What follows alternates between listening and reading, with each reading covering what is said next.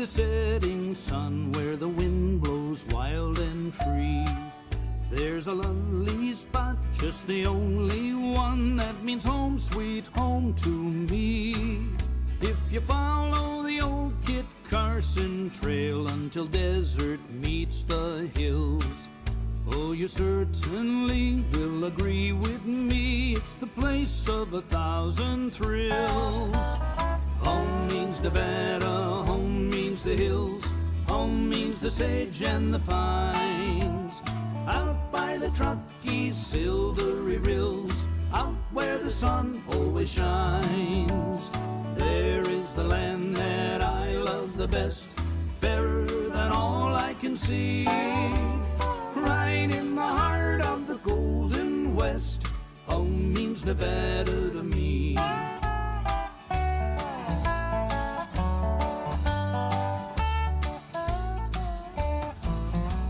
Whenever the sun at the close of day colors all the western sky, oh, my heart returns to the desert gray and the mountains towering high, where the moonbeams play in the shadowed glen with the spotted fawn and doe. All the live long night until morning light is the loveliest place I know. Home means Nevada, home means the hills, home means the sage and the pines. Out by the Truckee silvery rills, out where the sun always shines. There is the land that I love the best, fairer than all I can see. Right in the heart of the Golden West, home means Nevada to me. Out where the right in the heart of the Golden West, home means Nevada to me. Yes, it does. Yes, it does. Hey, home means Nevada to me. Hey, I know it's been a minute, but you know, I've been busy campaigning. I can't do everything all at once. It's impossible. And I'll tell you the truth. It's impossible to do all of the things. So when I'm not streaming, I'm campaigning. When I'm not campaigning and streaming, I'm probably homeschooling my kids or running errands around here in Clark County before I'm off on an excursion in the 17 counties until June. Like, there's a lot going on, folks. Hi. Welcome. Good afternoon. It's 2 o'clock. Oh, 2 o'clock on a Tuesday. Carson, Churchill, Clark, Douglas, Elko, Esmeralda, Eureka, Humboldt, Lander, Lincoln, Lyon, Mineral, Nye, Pershing, Story, Washoe, and White Pine counties. All 17 here and accounted for. Not just 2 in the sports book. Right, Clark and Washoe? Right? We love you. We love you, Clark and Washoe. We love you. But don't forget about my other 15 counties. 17 total. All right. Digging into it, I'm going to dial this number and get into this interagency intervention coordinating council meeting agenda, which is part of the ASDS or ADSD, excuse me, Aging and Disability Services Division. I'm exhausted with meetings, but let's do another one. City Council in Henderson as well, I guess, has some exciting stuff per a post from Cyrus Ojati. Seems like there's going to be some advocacy and lunacy going on this evening in Henderson, so if you want to join in on that Welcome to the audio conferencing center.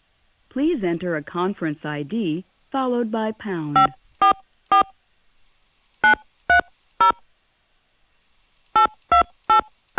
Oh, normally I have this up. Hold on a second. If you're the meeting organizer, press star now.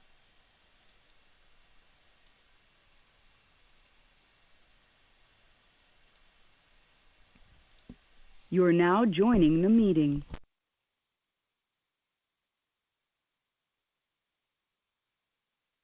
You're now joining the meeting. Go along if you have questions. Please feel free. This meeting is being recorded and transcribed.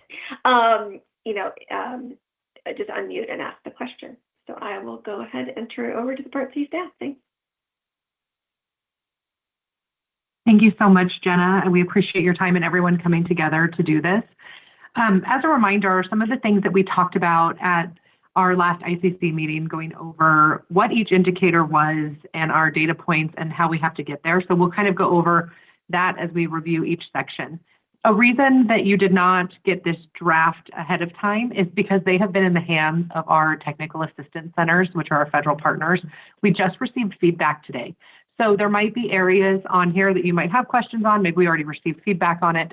So we will also, if there's an area we need to jump in and say, oh, we received feedback on that, we're going to change this. We'll let you know. Of course, the data is what the data is. So we will go over that with you for each of our areas to discuss. And the other piece that I did just want to say as well, when it comes to this APR, is it is really not very readable. And so it takes a ton to remediate to get out. So that is another reason why we are going over it in this manner. In the future, we would hope that we can get it to the TA centers. They would get it back in time for us to have this really be a super clean version and send it out to everyone to look at. But that was not the case. They had a lot to review. So that is how we'll kind of go through and start looking at it. So like Jenna said, and please correct me if there's a different way to go about, we'll kind of go over our each area. We can talk about what it means, our indicators, how the data was determined again, and then what the data actually says for any that we were missing last time we met to go over this. Does that sound good? Yeah, sounds great, Bessie. Thank you. Perfect. And so also, because I haven't been here in the past when we've done this, if we like to have it on the screen and read for a bit or kind of give summaries, what is everyone's preferred method, Jenna?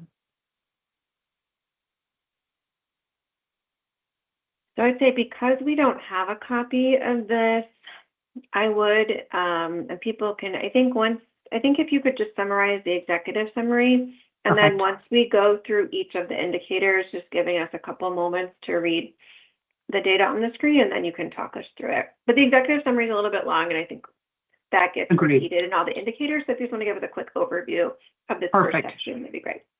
Perfect. Yes. So as Jenna said, the executive summary really is going into that overview of what the entire APR is, the systems that are in place to make sure that our requirements are being met. So our monitoring activities, data on processes and results, fiscal management, policies, procedures, and practices that are resulting in effective implementation, improvement, corrections. And so what you'll see throughout this report is how we have come to get our compliance numbers, what the data is telling us, what we have worked on throughout this year. Something that we will have to continue reminding, because this always throws me through, is the state of Nevada's SVP covers the timeframe of July 1st, 2024 to June 30th, 2025. So we are looking at this in the past. So there might be some items, I know, at least for myself, I go, oh, well, didn't we do that? It might have been past that June 30th, 2025. So that will be on our next APR.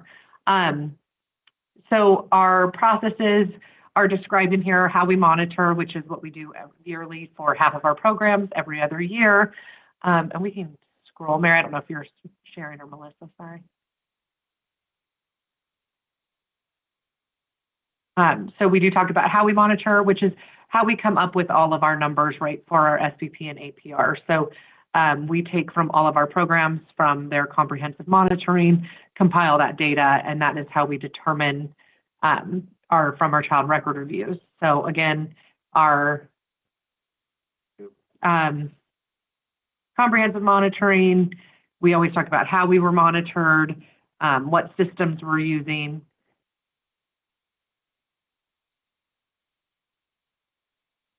Okay, we can keep scrolling.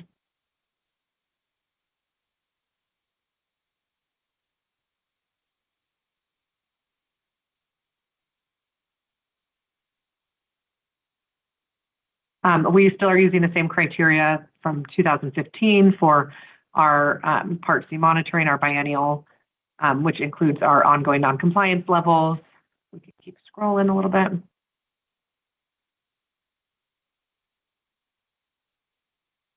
Perfect. And then breakdown of the children served in each program. We have here our description of how we choose our child records, the data system that we use to monitor. So that is our needs system. And then how we issue our findings. So using our comprehensive monitoring, our data performance report, or focus monitoring. We compile and analyze that data. We issue corrective action plans to our programs who then work with us collaboratively to be able to pull data that then is compliant. Keep scrolling.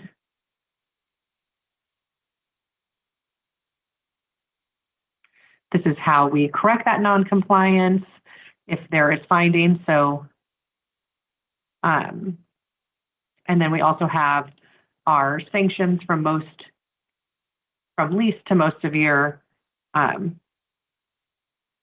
if there are findings of non-compliance and findings of ongoing non-compliance. Okay. And this is going to be really duplicative if you have been on the ICC. A lot of this has not changed, right? So if these steps did change, this would be something that we would consult with the ICC on. And then how we make our annual determinations for early intervention programs. So this has not changed from years past. So we use the termination statuses defined by OSEP: meets requirements, needs assistance, needs intervention, and needs substantial intervention. And then based on percentage points, those are listed there. And this is just going over the statuses for what we have determined. So of course, we have compliance areas that are 100% compliance, and then we have indicators that we have come up with those percentages. So this goes over that. So we have those listed out to be able to follow along. And this is what we spent a lot of time going over at the last ICC meeting, if you'll recall. Or which ones were compliance indicators of 100% and which had different indicators.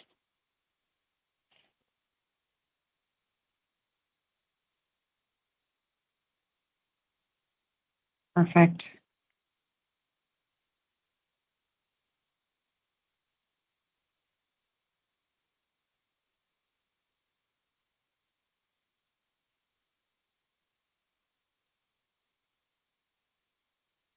This will go over what we have in place to ensure technical assistance is being provided to our programs and also to our own Part C office, which also is individually spoken about in each of the other areas.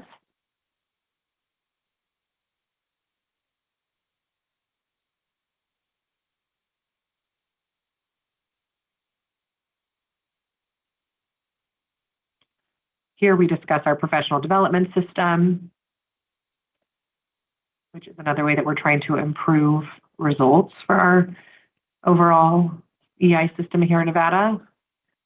And here is where we put in our other professional development activities and any notes about stakeholder engagement, meaning a lot of times you, the ICC. So what that looks like, what we have you all review throughout the year for any of our federal documents.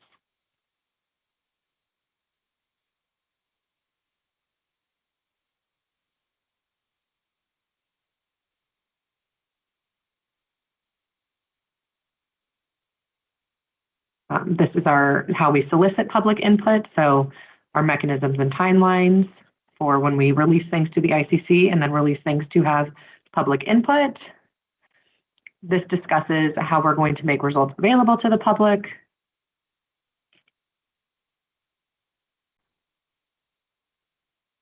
How we report to the public. And then you'll see that on each of these, because we have downloaded it from the template, there's going to be things that say OSEP response and required actions. Those are going to remain blank on all of them because, of course, we have not turned this into OSEP yet. So we will start with indicator 1, our timely provision of services. And I know India is not able to be on this call, but as a reminder for, if you can go up a little, sorry, I want to be able to see the data. Oh, sorry, I mean, go down. You're right. This is all the description. So this is our percentage of infants and toddlers with IFSPs receiving EI services on their IFSP in a timely manner. This is collected through comprehensive monitoring by checking all new services for programs monitored for timely provision of services, through the evaluation of their services, and what does our data say on this? So here we go. So we have our baseline data, and we have we came up 11%, so we did not have slippages in this area, but we did not meet our target, which was that 100%.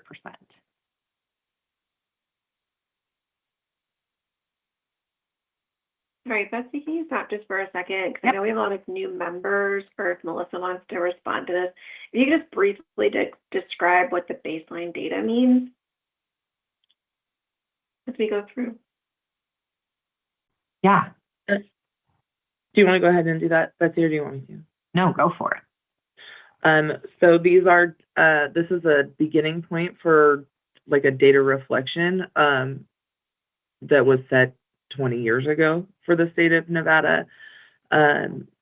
This coming year, the calendar, the year that we're in, and this fiscal year and next fiscal year, I believe there are expectations for states to reset or targets, or when doing that, you can reset your baseline year. So it's really just a starting off point. It's a comparison point for those data that follow. We do usually have the opportunity to change our baseline year. That just needs to be described to OSEP. Typically, there is an expectation that your targets would eventually grow larger than your baseline data. Hopefully I covered all the points that you were expecting. Okay, thanks.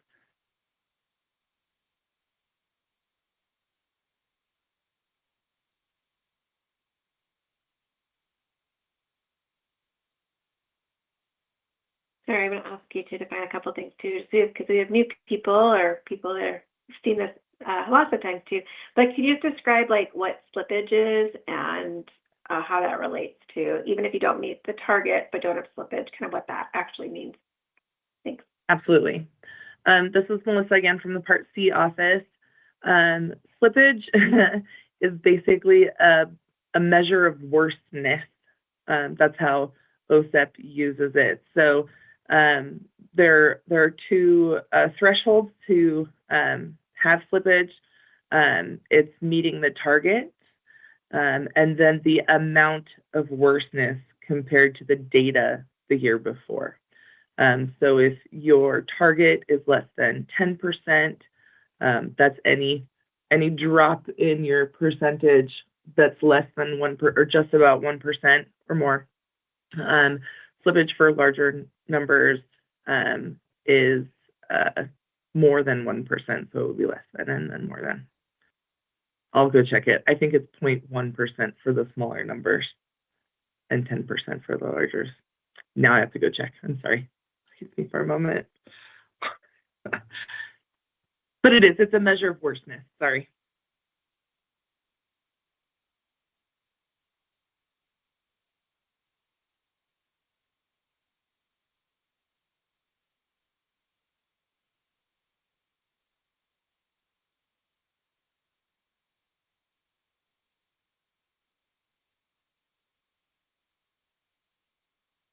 And for each of our areas, something that we'll have is a narrative for reasons for why those numbers have changed. So looking at different shortages that may have happened within programs and explaining what those areas for timely provision of services might be.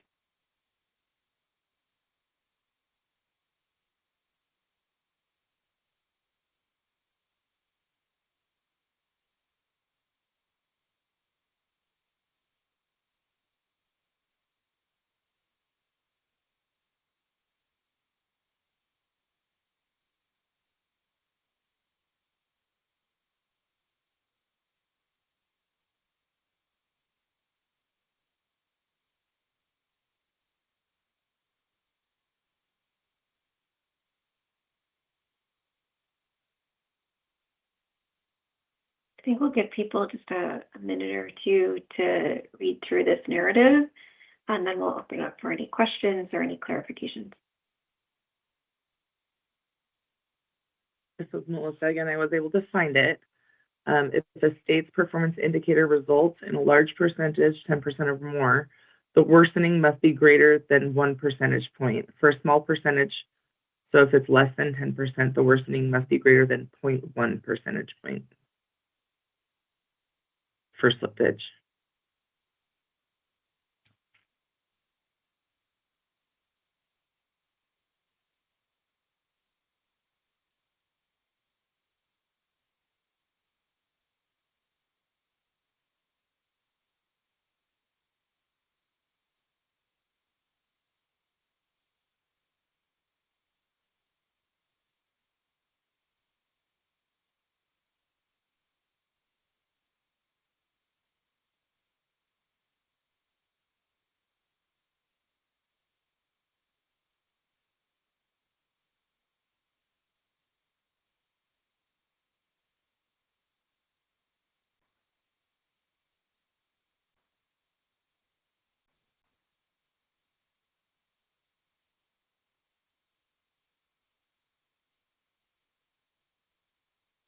Are there any questions from the council about indicator 1?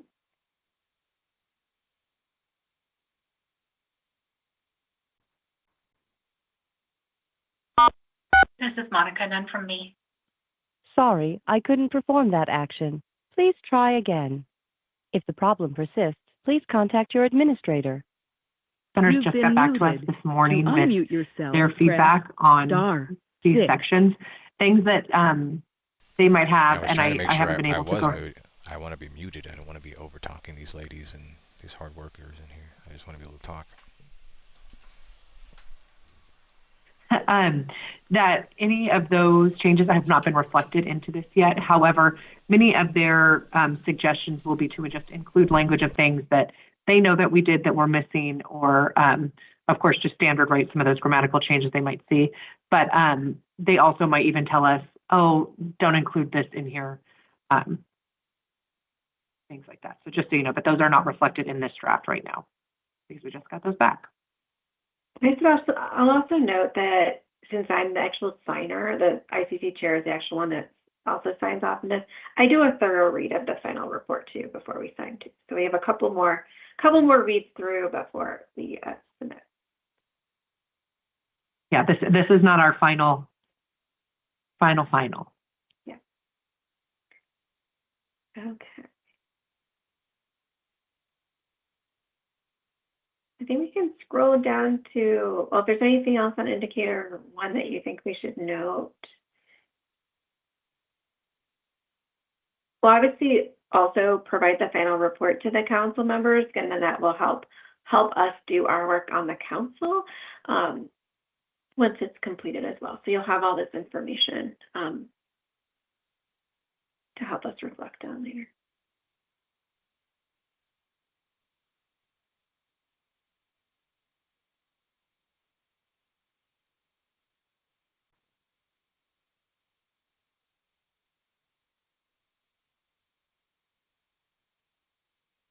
Something to note for the council is this table here for the corrections of findings of noncompliance. This goes over our findings of noncompliance from federal fiscal year 2023, and it's going to show us our findings of noncompliance, verified within 1 year, findings that were then subsequently corrected, and then any findings that are not yet verified as corrected.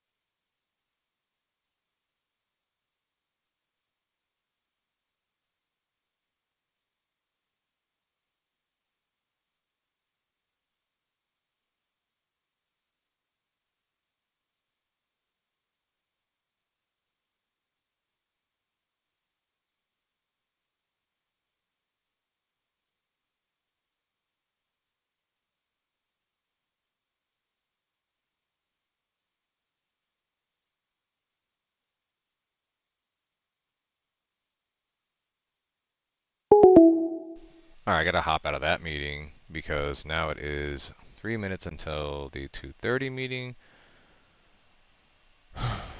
Stuff just be moving and moving and moving. 10, 11, 12, 2, 2:30.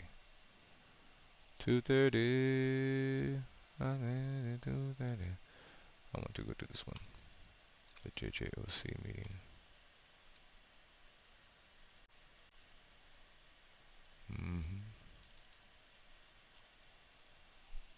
Approval of minutes. Let me make sure. Implementation guide. See, I've been paying attention a lot to the prison system because there's a lot of deaths happening inside the prison system. I don't know if you've noticed that. And some of these people are being put in areas where it's like they were nonviolent offenders, or it was like DUI or something, and now they're getting stomped to death or dying from a result of being in the wrong facility. Like, I don't know. I'm not trying to blame anybody, but there's definitely something shady going on inside the prison systems inside of Nevada. It's definitely something that needs to be looked into. So I wanted to listen. Somebody dropping something in the background. See, my microphone be picking up every little noise. Puzzle piece, whatever that was. Click, clack. Something was noisy enough that I heard it. That's for sure. We got the Clark County Republican meeting. If you're in Clark County and you're a Republican, go to that meeting to Treasure Island. I guarantee you're on their list if you're a registered Republican. And then you can go. I think you have to go a couple times and then they'll vote you in. I don't know. There's a whole bunch of whatever. I'm going to go tonight to see the Republicans and my fellow Nevadans, and I'll probably hand out a few cards to some people and talk and answer. And like, people ask you, like, when I get inside there, they'll probably be, oh, how do you still stand here? Oh, Lombardo, didn't you see everybody went to his office, and didn't you see everybody went to the opening, and it seems like he's got a lot of endorsements? And okay, cool. What does that mean? Well, that means that, you can see it's not even to the primary. They've already endorsed. Everything's good. You should probably just find a support role and do something. I'm not really intimidated by it. I'm in different rooms, not just the Republican rooms. I'm in all rooms. I'm in liberal rooms, Democratic rooms. I'm in Tea Party rooms. I'm in senior rooms, rooms of schools, parents, commission, planning, councils. I'm in all kinds of different rooms. And I'm received very well across 17 different counties, not just one. And I've been working incredibly hard about name recognition through presence and showing up, not name recognition through advertising and millions of dollars. That stuff doesn't intimidate me. I show up, and I'll continue to show up. I'm not going to stop. Aren't you intimidated by what? The chance to serve and work for my fellow Nevadan? No. I know what I'm getting myself into. I'm not here to win over popularity contests or slogans. And yeah, I've got some quippy things that I say, and I've got some little nifty stuff. I guess that happens naturally as you develop and you're selling yourself to people. Winterhawk, a W for Nevadans and a win for the American people. Yeah, I say that. I made it up. I think about things to market myself. Representable for you to remember the name. I'm supposed to Winterhawk, remember the name. Sounds like some UFC fighter. Isn't there a remember the name? Bilal, remember the name Muhammad. Isn't that the UFC fighter that uses that? Anyways, I digress. We have a meeting tonight, and I'm just preparing for that, and then we're looking at these other meetings. I anticipate the conversations that will ensue, most of which will be like, why don't you support the constitutional amendment to keep men out of women's sports? And my answer Welcome is, to the audio conferencing there are center. laws that exist Please enter a conference ID followed by pound. that we should merely enforce and fixed with proper governance. It's not really a situation of laws not existing. And furthermore, If you're the meeting organizer, press star now.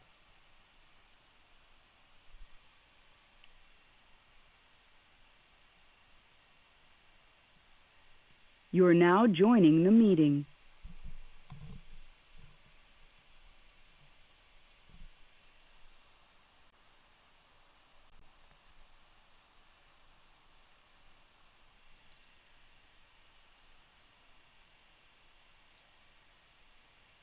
Present. This meeting is being recorded and transcribed. Present. We have a quorum. Thank you, Ms. Taylor. I appreciate that. I do see we have somebody who's unidentified that I would just like to welcome to the call. I'm not sure, Ms. Taylor, if you know who that is. It looks like the last two digits are 95. do you need me on the record? Matt Winterhawk. I'm sorry, can you repeat that? Matthew Winterhawk, Winterhawk, for the record. Just a Nevada citizen. Oh, thank you for being here. Thank you. Yes, ma'am. Okay. With that, we will move on to number 3, initial public comment and discussion. Action may not be taken on any matter brought up under this agenda item until scheduled on an agenda for a later meeting. To provide public comment, telephonically dial 1-775-321-6111. When prompted to provide the conference ID, enter 1. You've been muted. To unmute yourself, press star 6. Prior to speaking. Persons making comments will be asked to begin by stating their name for the record and to spell their last name. Do we have any public comment? Okay, not seeing any. We'll move on to item number 4 for possible action, review, and approval of minutes. The December 10th draft meeting minutes were attached online. Hopefully everybody's had an opportunity to review. Does anybody wish to make a motion, or are there any corrections to the minutes?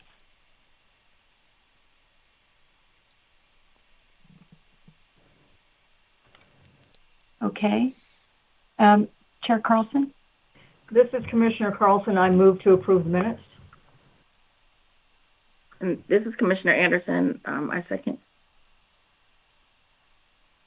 Excellent. All those in favor of approving the minutes say aye. Aye. Aye. Aye. Aye. Are there any opposed? Not opposed, Madam Chair. This is Commissioner Williams, but I'll abstain since I wasn't present at the last meeting. Thank you for that. And I do see we have somebody attempting to enter. Okay, all those in favor, the motion passes then. We have enough votes. Thank you very much. And recognizing Commissioner Fraser, who has joined us. Welcome. Hi, sorry I'm late. Just got out of court. That's okay. Thank you for being here. Okay, with that, we will move on to, for discussion and possible action, Hunter Hurst, Director of the National Center for Juvenile Justice Innovation, who will provide a presentation update on the work NCJJI has completed to address goal number 1 of the Juvenile Justice Oversight Commission 24-29 plan. The committee will discuss and provide feedback on the presentation and determine whether to recommend advancing the presentation. Do we have Mr. Hurst present? He was to have been invited.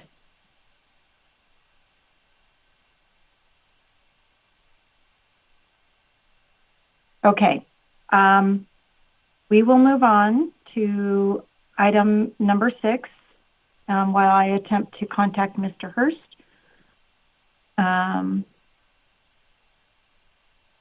So with that, we'll move on to item number 6 for discussion. Review the Juvenile Justice System Reform Act of 2017 Implementation Guide, which was attached, which provides historical context regarding the original intent of JJOC strategic plan provisions related to quality assurance reviews. I'm going to take a pause at this moment. Just if you could just bear with me for one moment to make sure that Mr. Hurst was invited. Please stand by.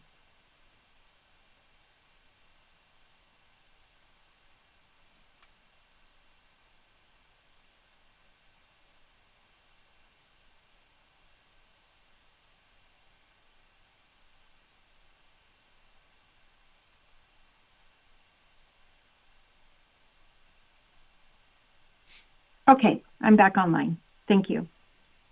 This is Chair Flores for the record. So related to this next item, at the last meeting, there had been discussion related to what, if any, historical context we could find based on archived records related to some of the items that we continue to seek information on, especially related to one of the goals that under goal number 2, number 2-10, regarding the development of MOUs for collaboration and cooperation with each agency. And I'm sorry, that's number 7, related to the strategic plan provisions related to quality assurance reviews, which is 6, 3, and 4. And so attached, the only thing that I could find, and I went through hard copies dating back many, many years, the only information I found somewhat related to this was the guide that was provided for your reference. It was a 2017 Juvenile Justice Reference Guide, where within that it spoke briefly to quality assurance reviews. And I just wanted to give everybody an opportunity to discuss whether or not you think this provides us some clarification to the quality assurance review requirement that's embedded in our strategic plan. If you were to open up the document, and if you were to scroll down to section 7, which I believe is page 4, there's a very small section there that says that the Commission is required to conduct annual quality assurance reviews for state and regional facilities. Prior to conducting the reviews, the assigned Commission members will be trained on the tools and policies. The reviews include Caliente, NYTC, Summit View, Spring Mountain, and China Spring. The reviews must utilize a validated service assessment tool and must include an analysis of the facility's service delivery, review of case management procedures, review of policies, and procedures. The results of the reviews are shared with the governing agencies for review, and if needed, the development of a facility improvement plan. Each year, the results are to be submitted to the governor and the Legislative Council Bureau. So with that, I know that in implementation, in the implementation years ago, and I was not part of the JJOC, so somebody else might be able to have better historical perspective, but I believe what was agreed upon was that an evidence-based tool would be voted upon and would be utilized with the Department of Child and Family Services overseeing the use of that tool for state facilities and county regional camps. Commissioner Anderson has in the past given us an update on the challenges associated with that tool. So this is what I was able to find. We will have further conversation later in the agenda related to potential next steps related to this topic, but I'll open it up if anybody has any comment or clarification.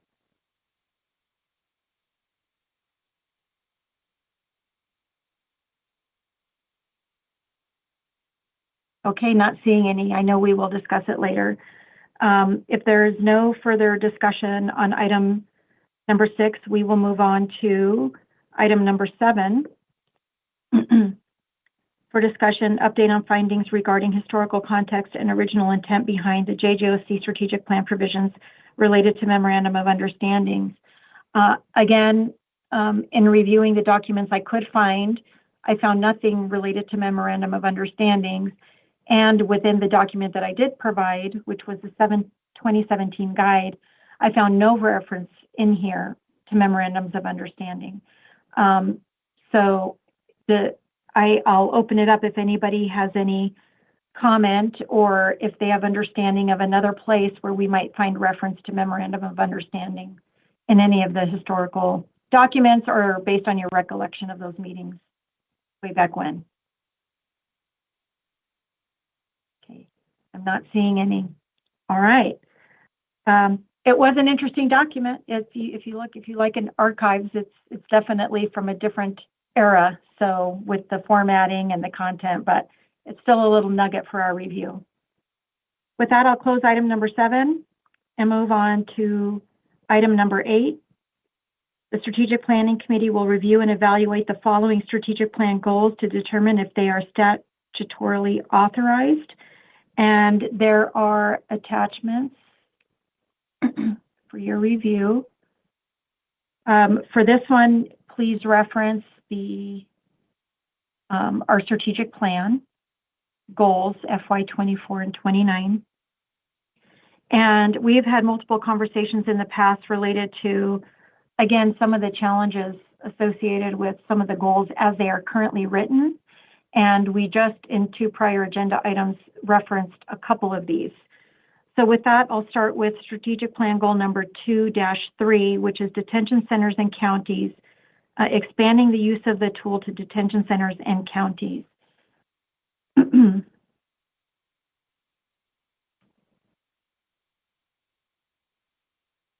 So if I may, if I could please call upon Chair Anderson to remind us and update us related to the current tool that was being utilized for camps and state facilities, and to what some of the challenges were related to that tool.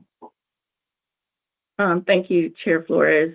So the state the JJOC selected the correctional program checklist as the tool. I wish I would have had my presentation available because I could have gone through that to help people understand even better. However, the issue with the current with that tool is that it is a very extensive tool. It's very labor intensive. It actually measures a lot more than what the law requires for us to measure. And I know that there had been ongoing conversations about whether or not it could apply to regular detention facilities, and it was never designed for that. And I don't believe that the JJOC was looking to have those evaluated in that way.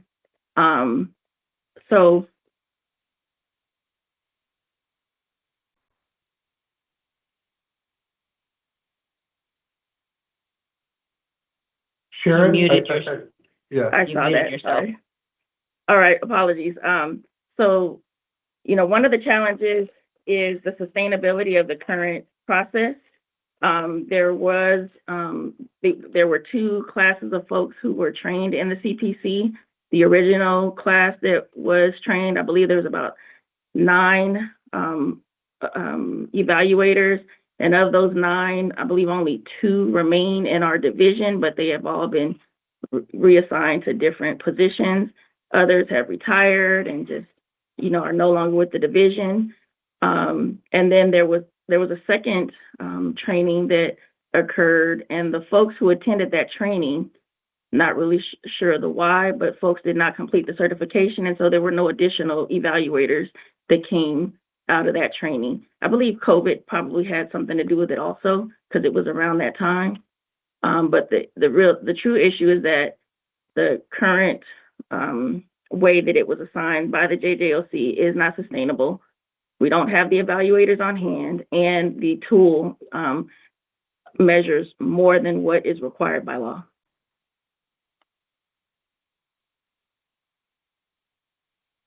Thank you for that. Mm-hmm.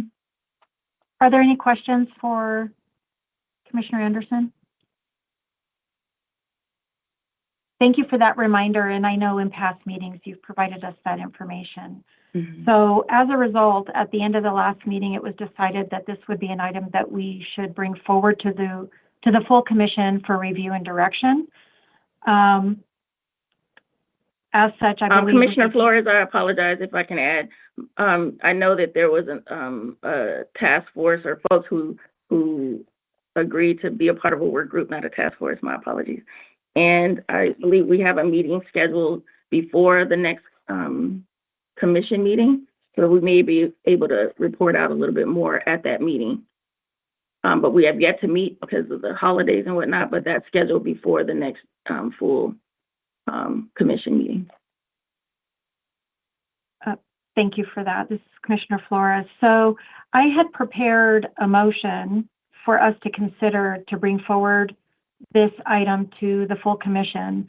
Commissioner Anderson, are you suggesting that we wait until such time that we have more information before doing that?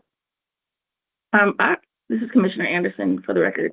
I would be okay with it being on the agenda, even if it's just to provide an update to the full JJLC of the status. I could even present that PowerPoint if we don't have any additional information, just so that everyone is really clear on what the challenges are and kind of what we're doing and what our plan forward, we could talk about what the plan forward could look like. So I'm good with it being on the agenda, even if at the very least it's to present what has been presented to folks who were in the meeting to understand what the challenges are for the CPC. Okay.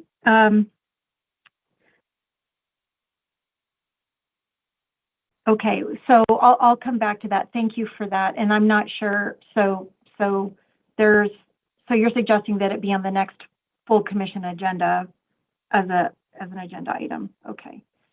Okay. Is there any other comment on item number 6? This is John Munoz. I have a question for Sharon. Is there another tool that the state is looking at to replace the CPC? This is Sharon for the record. At this time, there has not been an additional tool identified. I believe the work group will be working on that particular aspect of it, but we have not been able to do any work other than identifying, me being able to share kind of what the status is of the CPC and that work. And my follow-up question to that is, it sounds like there are some challenges identifying staff to be trained on whatever model we decide to go with. Is that still a challenge for you? So the issue is that the law actually states that juvenile justice oversight commission members are the ones who are supposed to be conducting the evaluation, right? And that has not been the case from the beginning.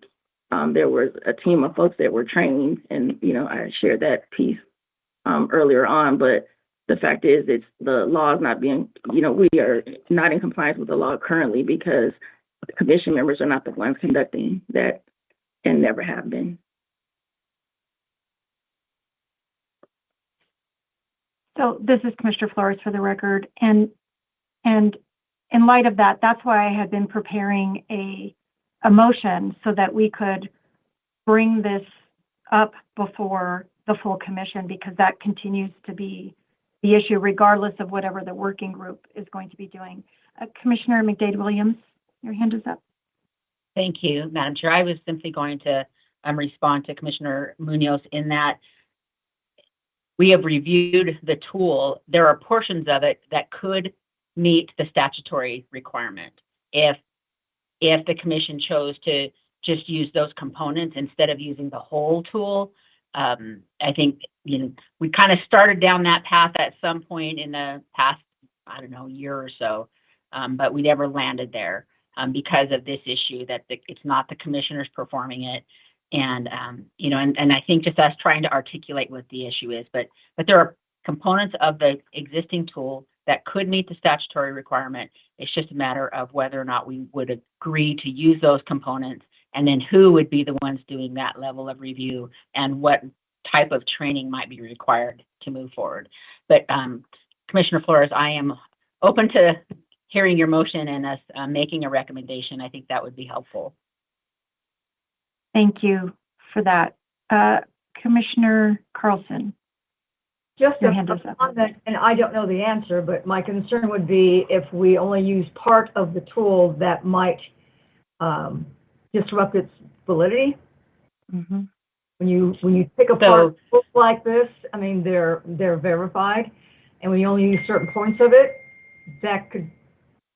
I'm not familiar with the tool, but I think that I just raised that concern. If I could respond, and I think that's been part of the conflict of working through all of these things, is there are portions of the law that require certain use of evidence-based tools. And then there are this portion that says you must evaluate these 4 components. With a tool, it doesn't say that it has to be I don't believe it says it has to be an evidence-based tool. And so we get kind of caught up in what requires an evidence-based tool for programming versus this assessment tool that is required to look at, I think it's like 4 statutory areas that might have been outlined in what you brought forward, Commissioner Flores, earlier. Thank you. This is Commissioner Flores for the record. So, Commissioner Anderson, as part of that working group, are those, is that part of the work that's anticipated to be discussed about really lining up the tool, pulling out what is statutorily required within that tool, and coming to a recommendation as to how to gain compliance? Are all of those considerations part of that conversation? So I would presume so, but we will have to wait and see what comes out of that work group, right? But that definitely, I would presume, would be what would the outcome would be, but we have yet to meet and make those determinations as to what the recommendations would be coming out of that. Okay. Commissioner Flores, again, for the record, I'm unsure of the membership of that work group. Are there individuals in there who also are members of the JJOC who could then ensure that that's part of the conversation? Well, I definitely could make sure that's part of the conversation. So that's noted from this conversation. And I believe Chair Carlson is a part of that. Oh, I hope I'm muted. Am I muted? And there's a couple of others. Hello. I should be muted. Okay, I think I'm muted. Thank you. If you've been listening to what I've been listening to, I think for purposes of just moving on, and maybe this is all. I don't know if it's a lack of support for what this lady needs to be getting done for juveniles inside of the correction system, and the Division of Child about the tool, but it's extended to and Family community Safety, providers, DCFS. which has always been an even more problematic. It sounds like she has no support because it's extending to people who do not. From what I'm understanding, this is an implementation that should have been existing since 2017. I mean, this is a problem. Extend to community How many providers kids, and especially members of the private sector. Well, so like that was going to hopefully that presumably also rolls into the work group kids, conversations about that court-involved element youth. That includes on probation, law, that includes the 1,400 in pending trial and 151 and are in next JTDC population. Is under okay? Goal 210, That's three different counts. Memoranda of Understandings, where the plan states that we must develop MOUs for collaboration and cooperation with each agency. In my research, I was unable to find any statutory authority related to that, and I know, again, this is something that we've discussed before at length about the concern related to that. So I was also prepared to make a motion to bring this before the full commission for review and direction. Does anybody have any further comment or whether they're in support of such moving our conversation in that direction or not?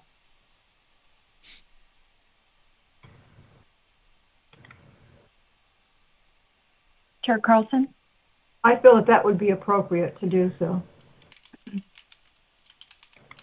Okay. So,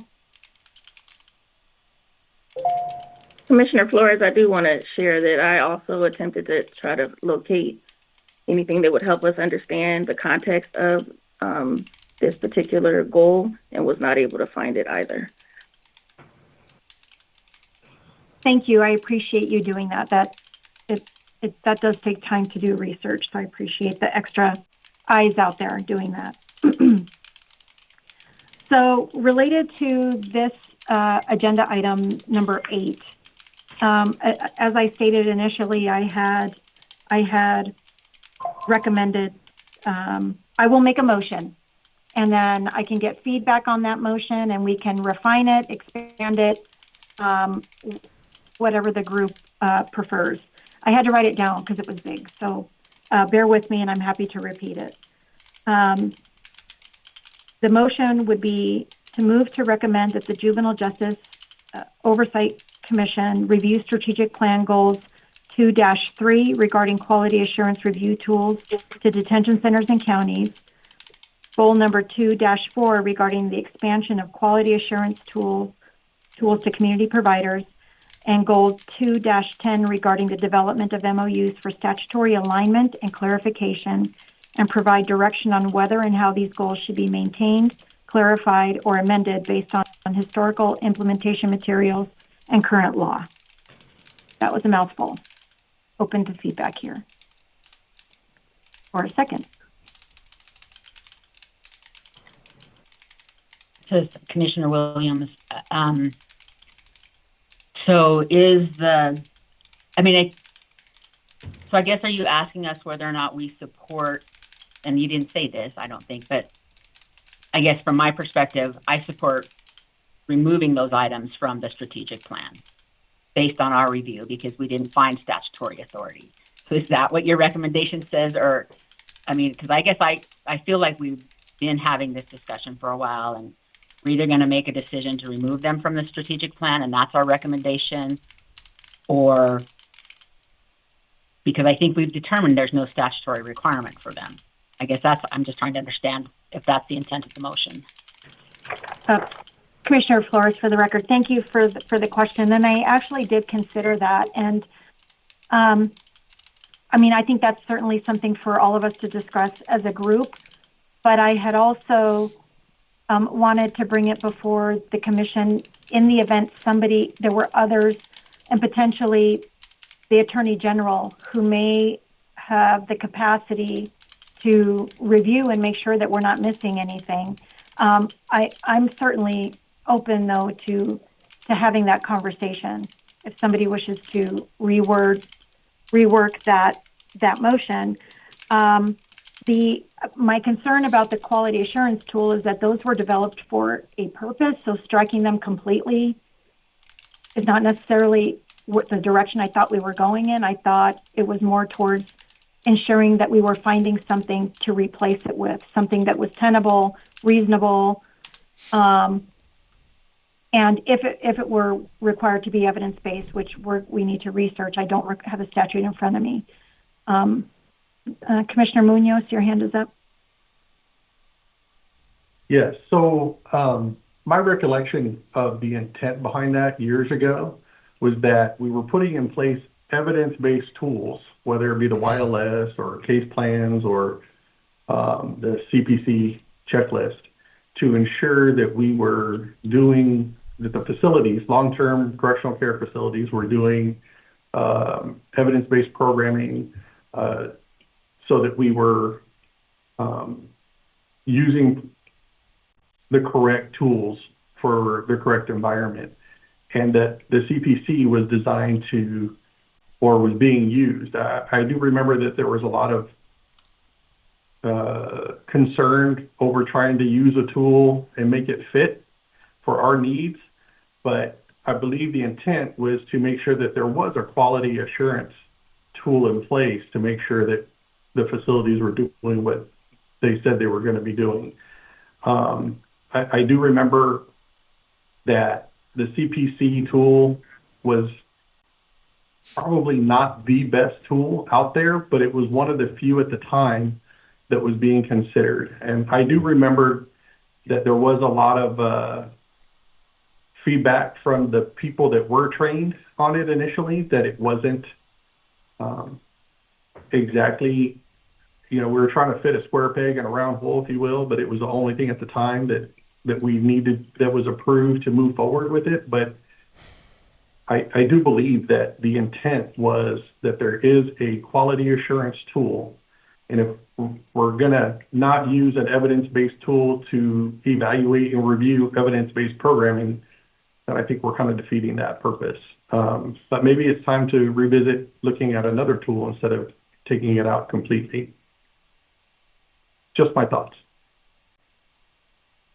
And this is Commissioner Anderson. With regards to that tool, as indicated, that it does answer what it is we are required to look at. However, it's just much more extensive and very labor intensive. And so, you know, one of the conversations that could also be brought up in the work group is regarding, you know, even if we modify it and are able to identify it as being evidence informed, right? Evidence-based informed. I think that's a term that we could utilize.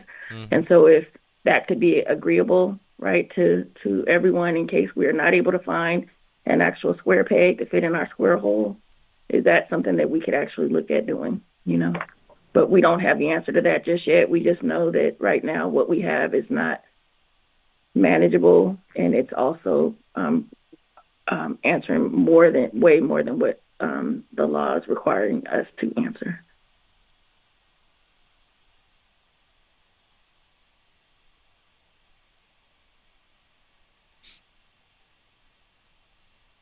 You're muted, Commissioner Ford. Muted. So sorry. That's why you're staring at me funny. I believe Chair Carlson, you were next. I just wanted to state under 62B 620, so paragraph 3, it does talk about the tool needs to be validated. You know, I don't think that the DCFS and the prison system is intentionally Chair McDade-Williams? failing.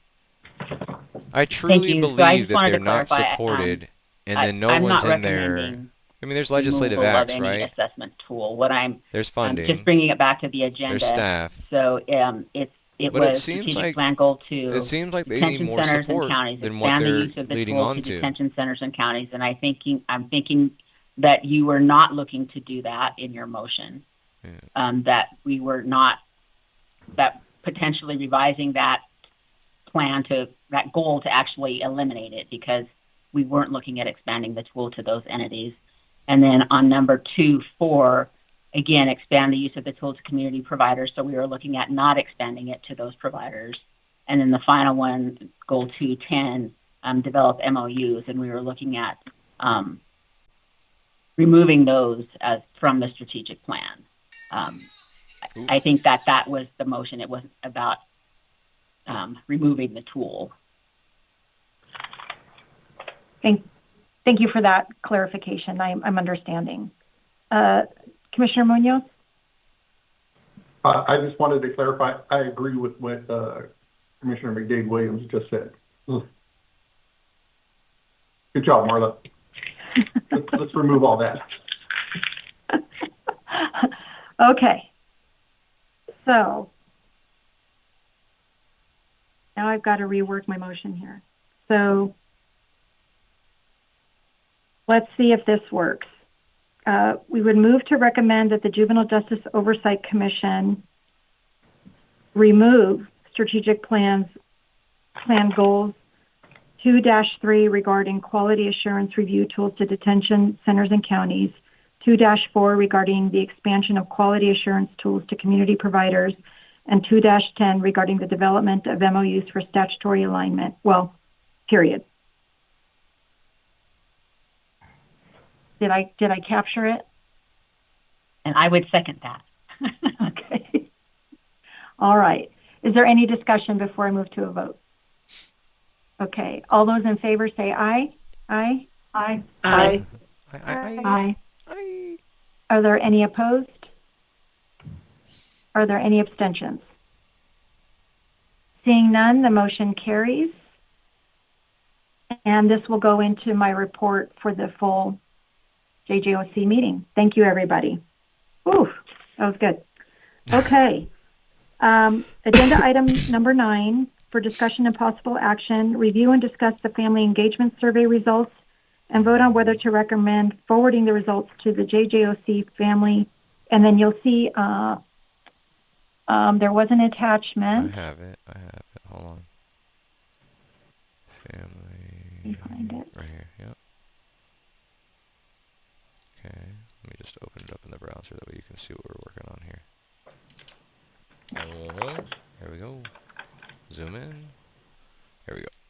This is what they're talking about right now. Yes, it's called Family Engagement Materials Survey Results. So as where? we've discussed in previous meetings, I a reviewed survey it. went out to all of the juvenile justice chiefs and directors, as well as the DCFS administration. And so there were a total of, you can see from the results, there were representatives from 11 judicial districts and DCFS. And you can read through that, but the primary report, or the bulk of it, is that the vast majority, nine of the 11 or of the 12 have family engagement policies and plans, and 3 have them in development. So that's a good thing. Those are good findings. And through the Nevada Association of Juvenile Justice Administrators, there has been agreement to continue to share resources and provide support to those who are still in the development phase. What did I say? They're not being supported. The way the strategic plan is drafted is not verbatim what is exactly required in statute. And so those are conversations that we're continuing to have as I continue to compile. So the state is falling from all short those of its commitment to participating in give the you what survey. you need in order to do the But job I that is wanted to just necessary to share deliver this for with you, Got it. as well as the reference to the statute so that you can compare it against the plan. The statute 62B 645 Poor kids, says that man. the strategies of the plan, and it's specifically a plan, must include increasing a family's contact with the child, engaging family members in the case plan and in the meetings, involving members in the child's treatment, and soliciting feedback from family members. Across the state, we all do this a little bit differently, but everybody is doing it. It just looks different. So some have a plan, some have a handbook, some have policies. All of us have adopted the Why isn't it a mandated, uniform? YLS, the Youth Level of Service This is one Inventory place and where Case Planning it probably program. should be. It's I just know a matter not of one how it size is fits that all we've when it comes to implemented them kids, into but policy. It looks different. I think that our approach we all should have should have a uniform public-facing approach. handbook, which is for I don't like this. utilization by families, and many That's of crazy. us do, and others, again, either have it in development or will be in development. So that's the report on this. I just felt like it was important to share that with the full commission. how sweet This I am, is and I like you. a really People out important there, part of our strategic plan to ensure that we're really promoting family engagement. We recognize that that's critical to the betterment of the kids that we're serving. Are there any comments or feedback related to this report?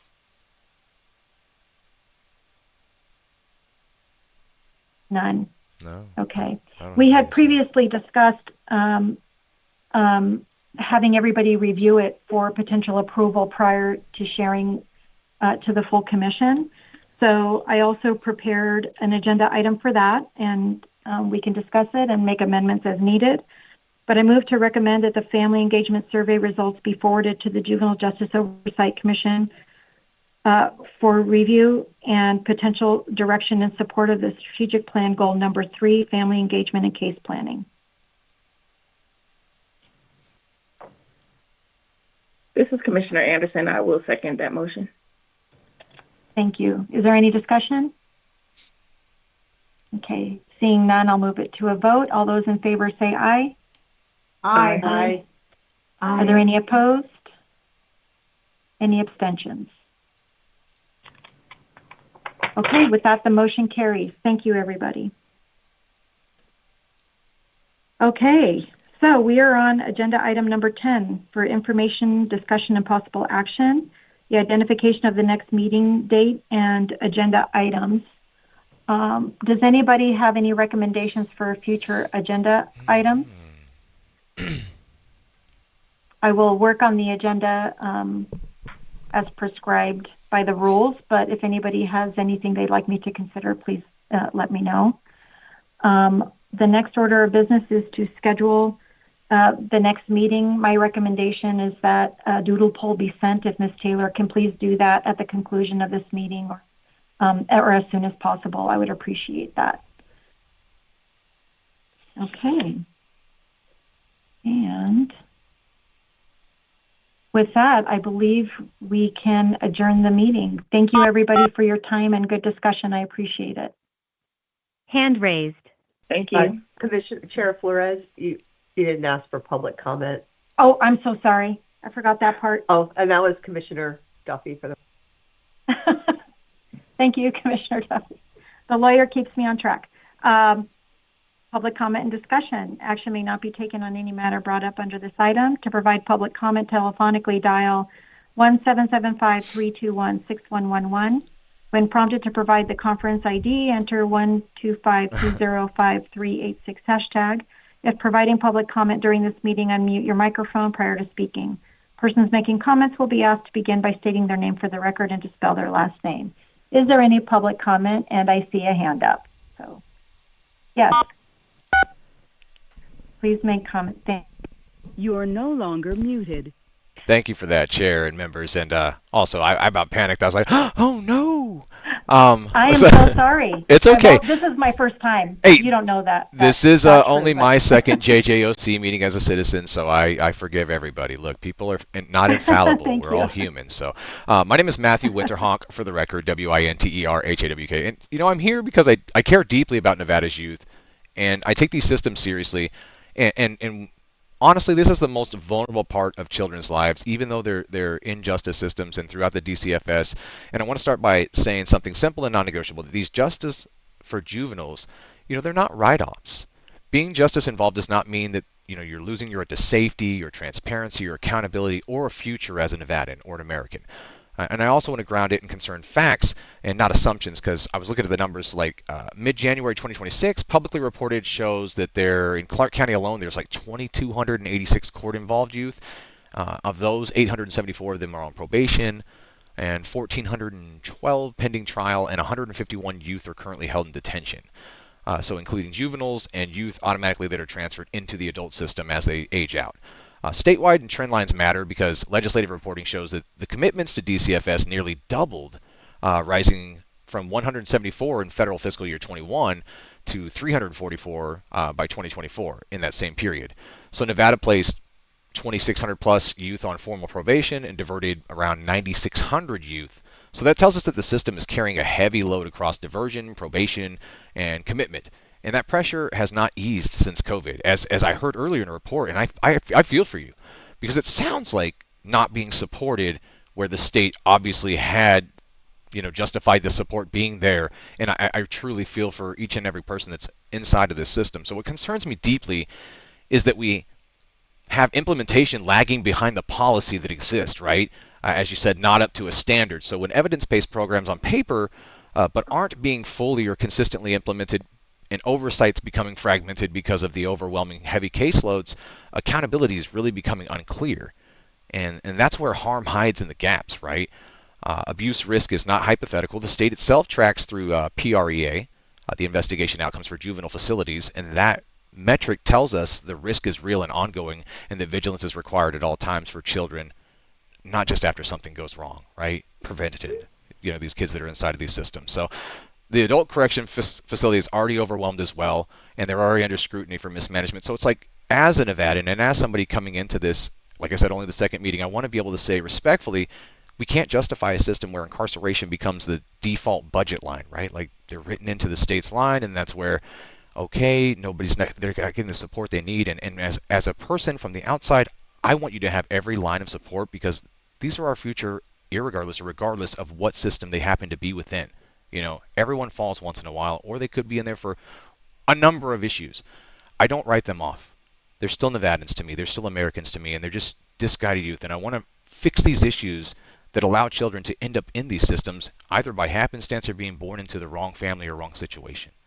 I want to work positively forward, and I think that these areas need critical concern and funding and the support and people to step up inside of every one of these 17 counties to make sure that the children that are pretty much being written off are not being written off. I want to make sure you have each and every piece of support that you need to make sure that these children become success stories in rehabilitation, not lost causes that become adult detention centers. Thanks for allowing me to make that. It's important. Not everybody came from the greatest of backgrounds, and some people make mistakes, but I'll tell you what, some of them that come out of rehabilitation and the people like you that work incredibly hard for them, I know you're working hard. I know that you want the best for them, just like I do as a citizen from the outside, because it does it does reflect, they're worth it. Thank you.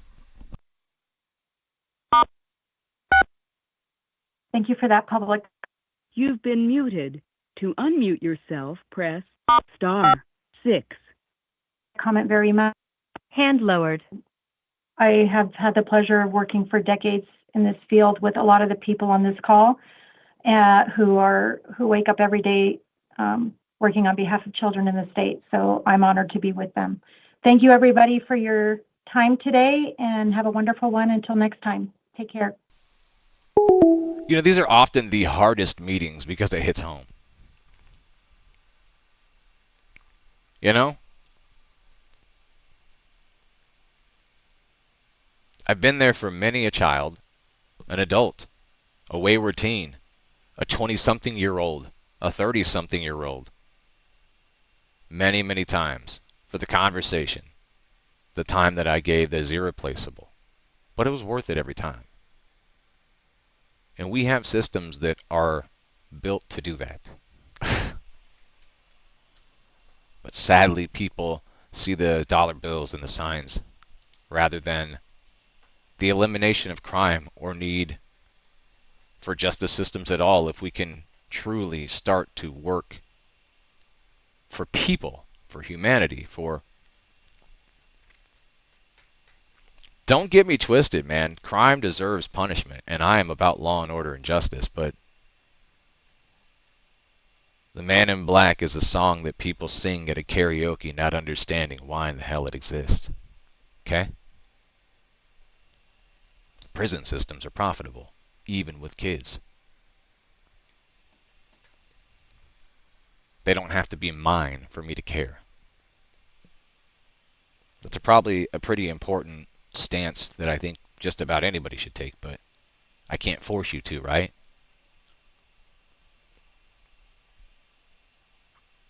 They'll always have me. Guys, I got a meeting I got to be to in like an hour and a half, and I got a phone call coming in, so I will jump off here and make sure we steep. You know, there's more meetings to pop into. I put up the day. There's an endless amount of civic engagement that you yourself don't spend your time in comment sections arguing with freaking idiots over a global problem. Can you do me a favor or do me a solid and start arguing where it matters? Can you show up there?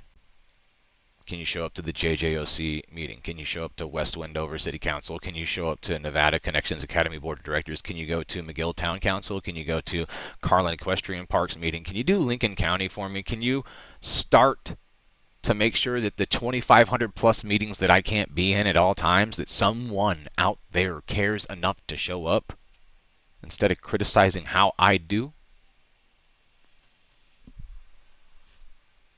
I'm never going to stop until this heart stops beating. I am setting an example for generations to come that participation is greater than politics, and that being a citizen is greater than having an identity. And to engage and live a life of service is better than popularity. I promise you it's fulfilling. And I may be passionate sometimes in the ways that I say things, and things get misconstrued. But I assure you, I'm extremely competent. Not just confident, but confident from my competence and comprehension of the situation in which I need to be doing, which is working and serving Nevadans in 17 counties: Carson, Churchill, Clark, Douglas, Elko, Esmeralda, Eureka, Humboldt, Lander, Lincoln, Lyon, Mineral, Nye, Pershing, Story, Washoe, White Pine. And no, that's not just a saying, and not just two in a sports book, right? Clark and Washoe, we love you. We love you. No phone call. The line's up, but it's not up. Home meets Nevada to me, ladies and gentlemen. I gotta get out of here. What a good meeting to be into, but I couldn't even stay on. Like, I was in the back typing up my statement, and then I just went off. I didn't care what I typed. started thinking about the kids and the system and the people, and it's like, I don't want to tear these people down. They're working in the system. I don't want to destroy DCFS. I don't want to destroy these offices. I want everyone accountable. If the paperwork's there and the transparency is there and the numbers are there and the finances are there, what do I have to be upset with anybody? And honestly, there still wouldn't be me personally upset with that person outside of Nevadans being like, wow, money wasted or money squandered or corruption or this or whatever the paperwork shows. It's not me. I'm the messenger, and I get it. Shoot the messenger, right? Not the messenger, not the messages. Don't pay attention to the content. Kill the guy who told you that you're being robbed or hurt or harmed or that these things exist or bureaucratic waste or... I watched what they did with Doge. They burnt down Teslas across the nation because he started showing you what the hell all your... No, don't do that. Like the whole frickin' cities went nuts. Hands off our Medicare. Hands off our... Hands off this. Hands off... Hands off... Well, it wasn't hands off anything of truth. Shit. Nothing happened. No indictments. No charges. They were like, oh, if we start... We do this. Look what will happen. We'll end up like Elon. Well, you know what? Burn my Tesla down, baby, because I'm investigating everybody. I don't even have a Tesla, but you can burn it down. Oh, somebody's calling the phone line? Look at that. I'm going to have to answer that because it says that I answer it. Call from John Frank. Mr. Frank, you're live. Hey, how you doing? Dude, I'm getting ready to man? jump off of this call. How are we doing today? Oh, pretty good. I got the numbers mixed up. I tried to call a little back ago, but that's... That was you calling the personal phone. Okay, yeah, I was about to jump off because I was like, let me answer this phone call. But then I had to wrap up, too, because I got this meeting this evening, the Clark County Republican Party. How are you doing? How's family? All right, pretty well. Really enjoyed the town hall here. And was it Commissioner Flores? Yeah. I think she really just kind of knocked it out of the park, and I think everybody just confirmed what was going on, and nothing was going on. Yeah, anyhow. Yeah, it was that. It's like since 2020, there's really been nothing going on outside of being able to have these meetings and try to put these protocols in place. But if you don't have the staff to implement it, then what are you doing? Right, and just for that anybody's on or reviews and listening, I'm a survivor from CPS, and I grew up in the system, in the juvenile system right here in Clark County in Las Vegas, Nevada, and I also live in it, and I'm just about 60 years old next month, so anyhow, that's about that. That's why I got a lot of feeling for everything you said. Well, I mean, yeah, you're living proof of the exact situations that we can see exist, that people aren't just numbers on paper, they're not dockets, they're not budget line, they're not, a charity case, that this thing has existed for a very long time. You're in your 60s, which means that children have transitioned and aged into adult detention, into continued life of crime and however it be. But now you're out, you're rehabilitated, you're doing what you're doing. So that means that there is hope for each and every one of them, and it shouldn't just be a write-off where it goes into an existence of where you've had to live through. I know your experience. We've talked before. So it's like not to relive it, but you know that it could have been avoided or it could have been helped versus hindered, and those things should have been there as tools for young men and young women inside of this state, versus just being written off as a budget line. Like that's right. Instead of it getting to the point to where I'm at, it kind of does trigger CPTSD. Of course. It does trigger, and it brings all that back. Without letting it affect me and overwhelm me again, it took me a while just to learn how to walk, talk, and speak again, because I had some pretty atrocious events happen to me. Yeah. But, without stuttering, without... No, and I understand that. Yelling and screaming or talking like a person's been locked up for over 30 years. Correct. Yeah, I'm not angelic like some of the other fellas on social media like that that's been around a long time. Yep. I'm just not as... I don't have the language anyhow. Sometimes the influences that are in there, I mean, some are in there for the right reasons, and some get grouped into a situation, just like I said, being born into the wrong situation or family or what have you, and then being thrown through DCFS. I don't gather or think that people understand that children are pretty much pulled from homes, and then when the systems, the group homes, and individuals aren't available, they're pretty much thrown in detention centers as if they're prisoners, are they not? Well, exactly. I mean, here in Vegas, in Nevada, you have 3 months in. So when you're taken away from CPS, you got like 3 months in Child Haven. After 3 months, they have to place you somewhere, no matter where it be. Right. Even if they have an overflow group home or stuff like this, that it's not really about the people; it's about the money. And the children ain't. Yeah, they ain't good for us. Do you get there from assessment? So is it like children are assessed at that point for their risk, and then those children are placed via group, via, these assessments, right? These care assessments. That's what CASA is it? The oversight that's looking at it. Yeah, that's what CASA. I mean, CASA works with the children already placed in foster homes. Maybe some of the CASA people or volunteers are foster parents. I mean, but right. Like Clark County alone has. Nevada has like 4,000 people, 4,000 children in foster care. Clark County alone has about 35 to 4,000 of them. That's so crazy. 3,500. You know what I mean? They have like 35 to 3,800 out of the 4,000. Yeah, I was looking at those numbers just alone in the detention side of that, right? For DCFS, it's doubled. Yeah, that's not right. That's not even. Those are the people that are locked up in bad boy schools. Correct. Or. Like Spring Mountain, like for me, I went through Spring Mountain, I went through Elko, SMYC, NYTC, whichever you want to call it. So, yeah, so the different facilities, I mean, it's like, to me, like an octopus loop of arms to have to track through.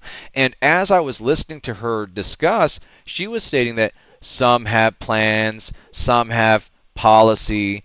Maybe they do, maybe, and that was the thing that was like, it's not against this lady. I love that she's giving me exactly what I want, which is a truthful recollection of the implementation of the systems, which is negate. It's not there.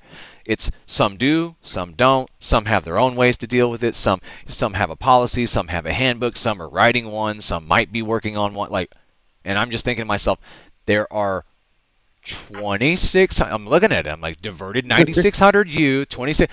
This is thousands of children being managed by what she referenced. Let's use it. Some have a handbook, some don't. Some follow policy, some come up with their own rules. Does that sound like how something should be approached? I don't think it should. 17 counties deep needs to be approached in a uniformity. That way, measurable outcomes can be tracked. That's it. I think that's what they were working for at 2017. Correct. I have an issue with what do you call them? Assembly bills. The letters, acronyms. Oh, acronyms. Okay. Yeah, I have some shortcomings and some learning shortcomings, but I do just understand and finally figure it'll stay with me. The Juvenile Justice Oversight Committee sticks with me in this process. That one I won't miss when people say it out loud. Yeah, isn't it? To me, it's when they look at something and they'll go, "Oh, Sandoval, he was the greatest thing since sliced bread," and I'm like, "Was he not the person that implemented these systems? Is he or is he not? Am I wrong?" Right. So if it was supposedly implemented, and this man works throughout universities, has been elected board of regents, works close in proximity with the current governor and leadership and legislators, and LCB. Why isn't this under laser focus? And then once again, I say it's probably, and I can't say confidently, I have to say my assumption will be that they've written these children off and that they're in systems as budget lines, and that's it. So that's a safe assumption, just for the fact of listening to this meeting. And like, there's only Ms. Flores is about the only one that had any kind of control on any boundaries or any understanding of what's happening. And everybody else was, just stalling up. And then you figure 12 different districts of judges and courts are just ripping through whatever, doing whatever without any oversight. From the top to the bottom, you really have zero accountability, and it's not because these people are not, once I said, I'm not here to attack anybody. There are people within these systems that want to work incredibly hard. They just have no support, no way to implement, and no uniformity across these systems and or separation, right? There's like police, court, judges, lawyers, CPS, DCFS. It's like this, and how can you, that's too many lines. It needs to be clarified, and there needs to be an organization that oversights here, that cannot make sole decision. Like, there has to be congruency between, like, this must meet this, must meet this. 3 different qualifications, right? Once this, this, and this are met, then this can happen. But right now it's, I went in, I saw it, tear apart the home. Budget line items. How many people? Oof. So, and that's what I don't want. I want the people that have the heart to be able to implement and do the work. Put the work into the systems. Put the money into the systems. But really do it. Deliver it.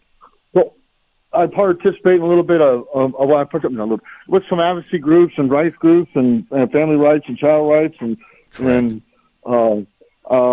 they really give me a solid rock on a foundation on how to speak to people about the rights, other than you just can't freaking do that. Right. Yeah, because that doesn't help. But being able to refer back to the 2017 plan that they put in place with Sandoval and legislation, and then going into understanding how the oversight is being managed by the JJOC in direct correlation with DCFS, CPS, and that JJOC, which is created by a specific statute. Most of these committees and oversight and boards and councils, now if they're created by a statute and I can go back and refer and I can see the viability, it's more so just, can we see that there are measurable outcomes with these departments, and then we can find the viability and say, yes, this department deserves to exist. But I tell you right now, John, that I know that there are more than 313 advisories, boards, councils, commissions, oversights, with over 2,500 different meetings every month. And a great majority of these people are paid in some way per diem or otherwise salary double dutied. Right. So there's a lot of work for Nevada, not just in this, but to be able to find people like Flores, where she sounded so passionate, and be like, okay, now you're in charge of this, but with a budget and with support to make sure that this is getting done. And then I expect a report by the end of this month that shows outcomes, like KPI on everybody. I want key performance indicators on everything, and I want measurable outcomes, and I want Nevadans to know where their dollars go and how that transitions into a kid's outcome that is stuck in the JJOC, right? We want them to... The amount of quality the carry gets between everything, between the training and the staffing to the facility they're in. Correct. And it should be of the utmost quality when you're dealing with juveniles. And I know, because I've seen CCSD kids and I've seen other school district kids, there are some wild childs out there that just haven't been given any guidance. It's like dealing with a feral cat in the wilderness. So I know that these systems exist for a reason, but that doesn't mean that every child needs to be in these systems and then just written off and forgotten about. But I know that there are reasons to, like, hey, we have some real, this one might continue the path of this, no matter what the intervention is. So it's not the abolish, it's the reform. Correct. A lot of people I don't see getting rid of everything. Abolish. What, do you want to abolish the Constitution? I don't want to. Yeah. It's the only thing keeping Americans anyhow. But what I want to do is, I still want to shrink, the level of government within every department, because I'm not for government. I'm more for the people having the power, and then regulating a very small government that is necessary to represent. That's it. Well, if everybody was accountable to their words or action or deeds, especially under oath, then that would be a lot easier. It would be nice. That'd be that transparency and accountability. I can't seem to get these people that love freedom, although they tell me they love freedom. What I find most often is they love convenience, they love comfort, and they love guarantees. Because freedom, my friends, ladies and gentlemen, everyone out there, comes with a lot of responsibility, accountability, and justice, and the need for that, right? Yeah, it took me a lot. It took me a lot to learn that. Because, just because we write something in the Constitution, like right now, for example, there's somebody that's trying to put down that we shouldn't have men and women's sports. Well, let me tell you, there's already a Title IX, there's already different regulations and laws that can be enforced to stop these things, and murder is illegal. Did you know that, ladies and gentlemen? Murder's illegal. But it keeps Yeah, happening. definitely. It keeps happening. I don't know why. We put it down in the book.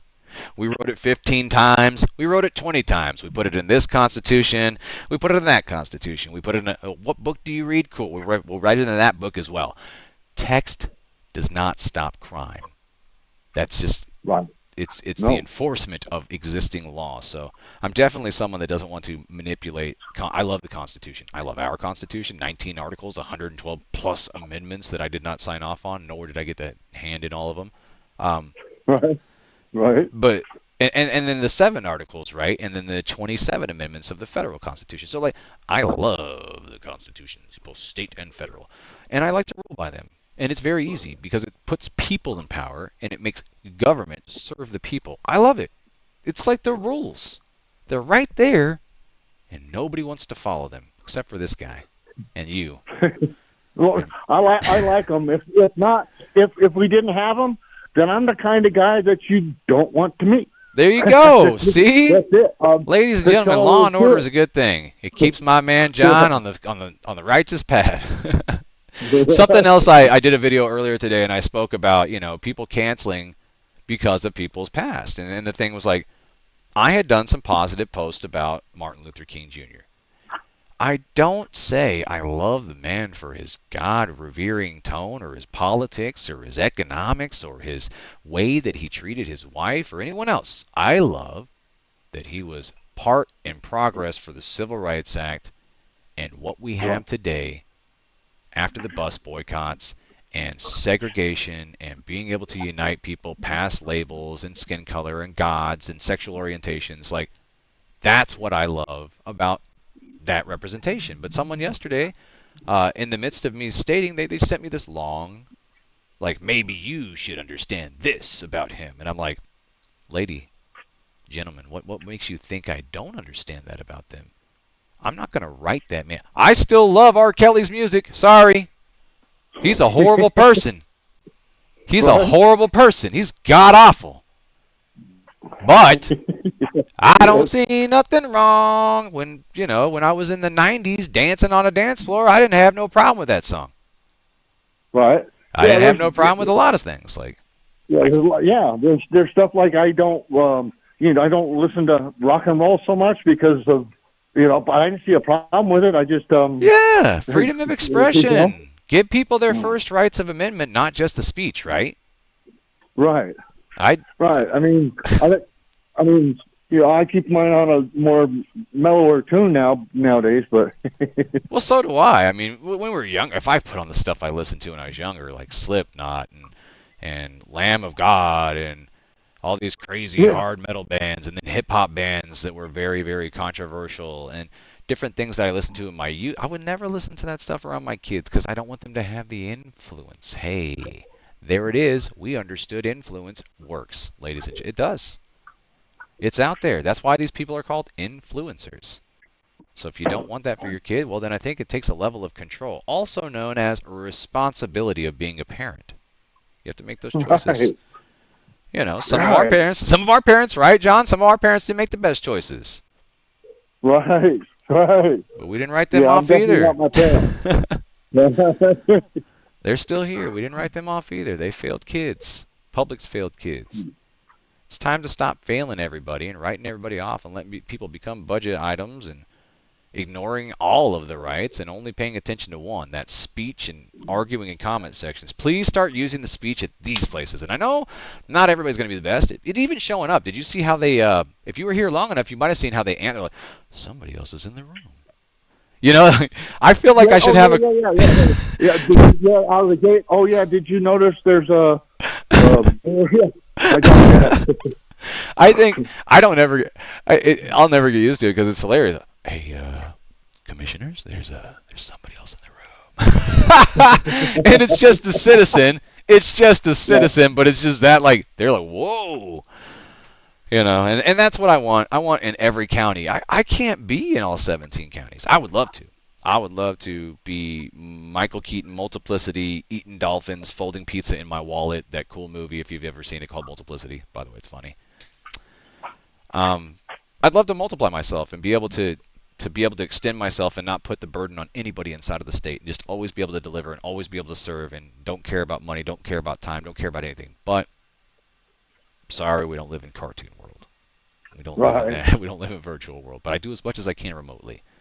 I appreciate the hell out of you, man. You stay in contact with me on Facebook and everything else that we're on. I know I see you consistently, and I love it. Because I don't see much. People don't have the, what I would call the chutzpah. Isn't that what they tell me? They don't have the chutzpah to speak honestly and intelligently and come out on these posts that I'm, asking real questions. And I see you. I see you out there. So the people that want to engage will. All right. I think it scares them. I think it scares them, the work that's coming. It's not, what I propose as a governing body is work. And it's a hell of a lot of it, man. It's not going to be a low number. The assessors, the recorders, the law enforcement, What's been scaring everybody is the fact that anytime anybody ever spoke up righteously, the way things have been over the last, anyhow, 20 years or so, some odd years, it's just been, if you speak out, you get punished. You speak out. I mean, for me, I did what I did, and I got caught, and I spent my time. Right. But I'm not, just for speaking, I ain't scared. No, I see it. I see the lines of nepotism and the definite lines of control and existing good old boys club or what have you within the state. But, it's time for the good old boys and all the people that nepotism their way into these different agreements to deliver for Nevadans. Guys, you built your families, you built your wealth, you built your existence. They've watched you right beside them win while they all lost. This is the reason why they don't trust you. This is the reason why they want new leadership. And the least you can do is deliver on the very small promises that you made to get into those offices. Very little things that you couldn't even deliver on. And now they're back again, right? Everybody's asking you for your vote again. And they haven't even done what the hell they said they'd do for 10 years or 12 years or however long it is they've been in office. That's what hurts my heart the most. Yeah, photo op city, all of a sudden, look at me. And then, what, nothing else happens? Well, they'll be back again in 3 years to do it again, or 2 years, or whatever have you. Like, that's what I'm seeing in existence. I mean, people like Stephen Horsford, who's been there for 12 years going on, Dina Titus.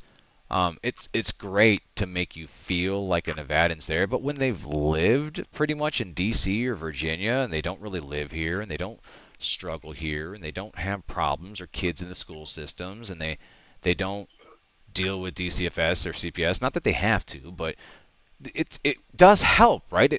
I think it should help to understand the systems instead of just speak on them from a podium. Right. Yeah, like we heard earlier.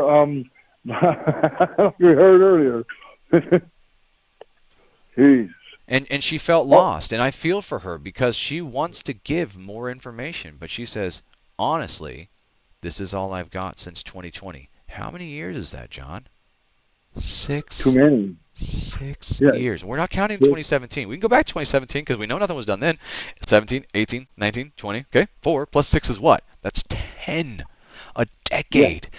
Think about a kid that went into the justice system at 13. How old is he now? He's been forgotten about. He's 20 effing 3. Where do you think he's at now? He's aged out. He's probably in prison. Or she? Yeah, I aged out. And I aged out, and I turned around and went right back because it's not right. There was nothing. We can't lose a decade and then be like, well, that's all I got. Sorry, guys. Don't have anything better to give you. Unacceptable. But like I said, I don't blame that individual. I blame the lack of support. If someone could allow Flores, for example, to be there for a decade and for nothing to be solved, is it Flores' fault? No. Well, no. That's why we all see, and that's the thing with accountability right now. If I ask Nevadans whose fault it is that Joe Lombardo was able to do those things, or Aaron Ford, or Alexis Hill as a commissioner in Washoe, or Tick Sagerbloom as a commissioner here, or one of the county managers in Carson City, how were they all able to get to the office to do what it is they did and then continue to do it for multiple times? Whose fault is that? Is it theirs. the people that are? No, it's ours. Well, It's ours collectively as Nevadans. Yeah, I would like to say it's theirs. okay, but so I would like to entertain that for a second. The reason why is because we put them there and entrusted them and voted for them, Correct. and they've been screwing it off. Correct. And then It's if you participate. If you don't know about it, then it is your fault. And then you get a chance, right? Now, and then you Right. get a chance, what, every 2 years, 4 years, or 6 years? And then in that 2, 4, 6, somehow you forgot that they didn't deliver for you? It's heartbreaking, because when I bring that up, do you know that's when they want to shoot me? They're like, Winterhawk, I want you dead right now because you're making me look at a mirror and I hate you. Right. That's so far I've found out that is my death shot. When I speak about, someone will tell me, oh, so you don't support blocking abortion inside of the constitutional amendment. No, why would I do that? There's a 9th Amendment that allows rights that aren't written are given to you. And unless explicitly through a supremacy clause of the 10th Amendment of the Constitution, you're not going to have an issue with getting an abortion. Now, you may have to deal with your friend next to you that knows you have an abortion, or your family member, or God have you if you believe in that. So that's your cross to bear, is it not? So I don't need to change the Constitution. But people will then tell me, you can't get that support from me because you're not conservative, because you don't want to force women to not have abortions. I'm like, wow, see, so that's the thing. You don't want freedom. When one side gets the power, they override the other. And then the other side gets the power back and they go heavy doing the same things that you did to them. And who loses? Right. Is it the left or right, or the red or the blue, or is it the American people? Everybody. It's the damn American people every effing time. And I got to listen to these guys argue about a position of which one is better. How about none? None of them. I don't want you to put it in for abortion. I don't want you to put it in for not abortion. I want Constitution to stay with the 9th and 10th Amendment. I love the 9th and 10th Amendment. Why doesn't anybody else? It's in our Bill of Rights. They only love They only love the First Amendment. I'm telling you. I don't know. I like the freedom of my own choice, just like I was promised from the First Amendment. And to be able to govern, right? Now that you got to a level where you can go back into these rooms and say, look, man, my name's John. You failed me. You will not fail my kids or my grandkids. This is what happened to me. And you can open up your voice and you can testimony inside those places, whether it's a police review. We've seen that they keep those close. But whether it's a commission board or a city council or DCFS or JJOC or a board or an advisory or a counselor or a caucus or whatever happens, they're all owned by we, the Nevadans, we, the people. That's it. You're in charge. I'm in charge. All of us are in charge. But if we don't show up, who's in charge? They are. They are. And that is where they have failed us, because we let them be in charge. Because somebody thought, okay, well, I voted for you. I gave you the trust. You should do the job. But they didn't want to overview. Yeah, I told you they failed. I told you they failed. I'll give you your concession, but the concession of the problem is that the Constitution may allow us for these electing bodies and these two-party systems and these elections and all these things that we do. But the first rule of it is that if we do not govern the government, then absolute power corrupts absolutely. Facts. Right. You let the fox in the hen house, he's going to eat the chickens and tell you the chickens are fine. Yup. Yeah. So it's time for us to come roosting, and it's time for us to call, and it's time for us to show up for a midterm election, June 9th, 2026, and vote people out of office. If you felt like they failed you and you see a name, vote them out. No. Vote whoever else is coming in, and whoever else is going out. I don't care about party. Are they Nevadan? Do they care about you? That's what matters. Yeah, I already got a list out, and everybody else that's listening, if you're still incarcerated and you're projected to hit the gate between your parole and expiring your number, you're allowed to vote. It's in the law. There you go. Listen to John. He knows what's up. Hey, man, appreciate you so much for the time. Thank you for calling in. I'm going to get my butt ready for this CCRP meeting and go out there and meet some more beautiful Nevadans. Shake hands. Okay. Is that here local in Yeah, Vegas? if you're a registered Republican, you can go to, I believe it's going to be at Treasure Island. Let me see here. I see. Treasure Yeah, I Island saw Hotel and that. Casino, and it'll be on the second Yeah. floor, Caribbean Ballroom. And then in order to Okay. get admitted to the Clark County Republican Party, I believe you only have to you attend 2 or 3 meetings, and then they vote you in. So Right. it's pretty easy. You just Right. stay consistent with it. I'm going to go there, even though I loathe going to the meetings I don't like what the meetings are, right? It's like a fundraising plan meeting, which I don't like. I like meeting with Nevadans, and I like to hear their concerns, and I like to understand what everybody's principle is. I don't give a damn about raising money, because unless we're showing up and being present, who cares about the money? Like, if we're going to show up, we got money, that means everybody's going to the, like, CCRP, we're paying for everybody to show up to school meeting? Fantastic. Is everybody going to show up to city council?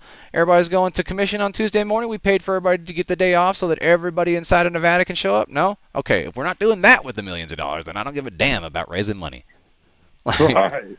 Exactly. Right? I want people showing up. I want effects happening. Well, we're going to elect this one person. Hey, we've tried that for 42 years of my life, and let me tell you how bad it has not worked out. No. John, we'll see you out there. If you make it to this meeting, we'll see you over there as well. And if not, I'll see you on the flip side. You betcha, brother. Have a great Have day. a good day. You too. Hey. Ladies and gentlemen, that was Mr. John. You can follow him, actually. He has a lot of knowledge in there. He lived through those systems, very well versed. Don't discount people's education that they have to give. They may not speak the best. They may not have the right mannerisms, as John proclaims himself. But you know what he has? Lived experience. And unless you can give me 60 years of in and out of prison systems and DCFS knowledge and an understanding of how the systems work and how they're applied and how they're implemented, whether it be from biased or unbiased source, well then, you probably might want to stay in your lane. And value the people for their information. A guy eating out of a trash can teach you something. I know you don't think they can, but I promise you, 42 years of my life, I spend my time listening when people do not ask me to talk. And boy, I'm tired of talking at 42, which is why this is the hardest thing for me to do. Carson, Churchill, Clark, Douglas, Elko, Esmeralda, Eureka, Humboldt, Lander, Lincoln, Lyon, Mineral Nye, Pershing, Story, Washoe, White Pine, all 17 here and accounted for. We'll see you on the next one. I'm out of here. Seriously, I love you. Home means Nevada. To me, to you, to all of us. Make sure you're following on all the different platforms too, by the way. Share this out, because I will not get visibility anywhere. The clock does not work just because you tell it to. Thank you. Thank you. If you follow the old Kit Carson trail until desert meets the hills, oh, you certainly will agree with me. It's the place of 1,000 thrills.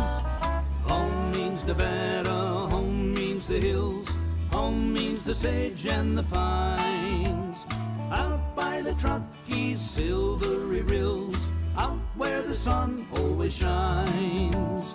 There is the land that I love the best, fairer than all I can see. Right in the heart of the Golden West, home means Nevada to me.